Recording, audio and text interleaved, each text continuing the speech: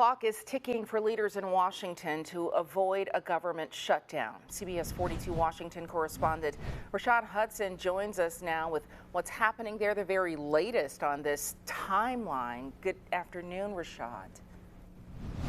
Hey, Sherry, it appears we have no deal in sight to keep the federal government open. President Trump just wrapped up a meeting moments ago with congressional leaders from both parties to try to find an agreement to keep the government open. The federal government is slated to shut down partially in just 2 days. This afternoon, President Trump sat down with Democratic and Republican leadership at the White House to hash out a deal to keep the government open. They're going to have to do some things because their ideas are not very good ones. They're very bad for our country. Democrats have said they're holding firm on their demands. This is a five-alarm fire.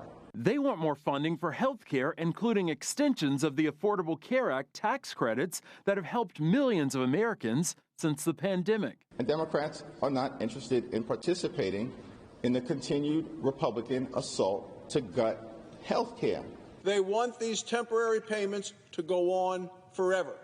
Republicans, backed by the White House, blame Democrats for the stalemate. They're pushing a 7-week spending bill that keeps funding at current levels. There is nothing to negotiate when you have a clean CR. Look, there are, of course, important policy discussions that can be had. White House Press Secretary Caroline Leavitt insists the administration is being reasonable. We want to keep the funding for our military, for our veterans, for our women and our children in this country continuing. We want the government to stay open. The president is giving Democrats one last chance to be reasonable today.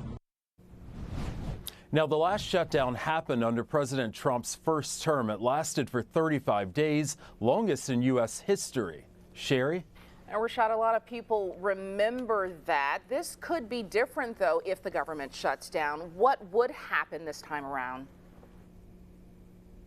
Yeah, if there's a partial government shutdown, it means thousands of federal workers will go home without pay. Now, some that will stay on the job include TSA agents, air traffic controllers, as well as Border Patrol agents. They'll still work. They just may not get paid.